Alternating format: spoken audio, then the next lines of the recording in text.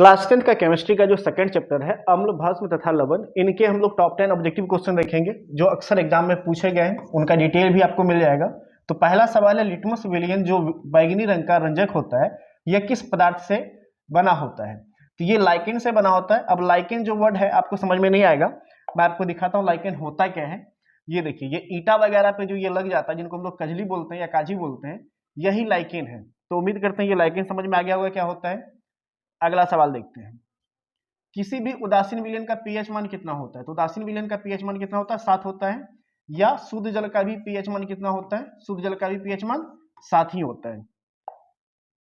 Baking soda यानी खाने वाला सोडा का रासायनिक सूत्र क्या होता है? तो बेकिंग सोडा जिसको खाने वाला भी सोडा कहते हैं, तो ये होता है सोडियम बाइकार्बोनेट। तो ऑप्शन जो है इसका ए सही है। ये आपका ये खाने वाला सोडा का फॉर्मूला है। अगला है, दांतों को साफ करने के लिए दंत मंजन जो होता है वो कैसा होता है? तो देखिए, टूथपेस्ट जो होता है क्षारीय होता है। कैसा होता है?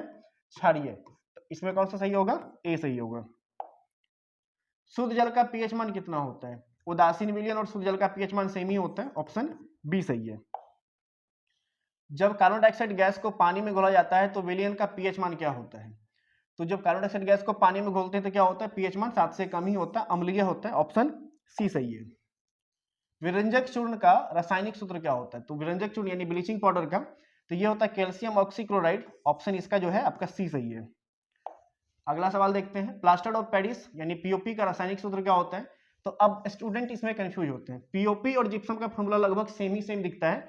बस याद रखिएगा कि जो पीओपी का फॉर्मूला होगा उसमें जो जल होगा वो आधा होगा। जब भी होगा तो आधा होगा। कैसे?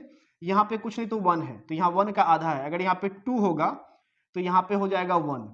अगर यहाँ पे 4 होगा तो यहाँ पे हो जाएगा 2। ये ध्यान रखना है। अभी यहाँ पे 1 है तो यहाँ 1 का आधा है, तो इसका फॉर्मूला ये है CaSO4 × ½ H2O। चलिए आगे देखते हैं, चींटी के डंक में कौन सा अम्ल होता है? तो फॉर्मिक अम्ल होता है। अब यहाँ पे है नहीं है फॉर्मिक, तो मेथेनोइक है, उसी का नाम है मेथेनोइक। तो चींटी के डंक में जो होता है फॉर्मिक अम्ल होता है। अगर वो नाम नहीं मिले तो मेथेनोइक मारना है, दोनों नाम एक ही है। धोने वाला सोडा जो होता है यानी कि वॉशिंग पाउडर, इसका आणविक सूत्र क्या होता है? तो धोने वाला सोडा का जो रासायनिक सूत्र होता है Na2CO3 × 10H2O। ऑप्शन इसका बी सही है।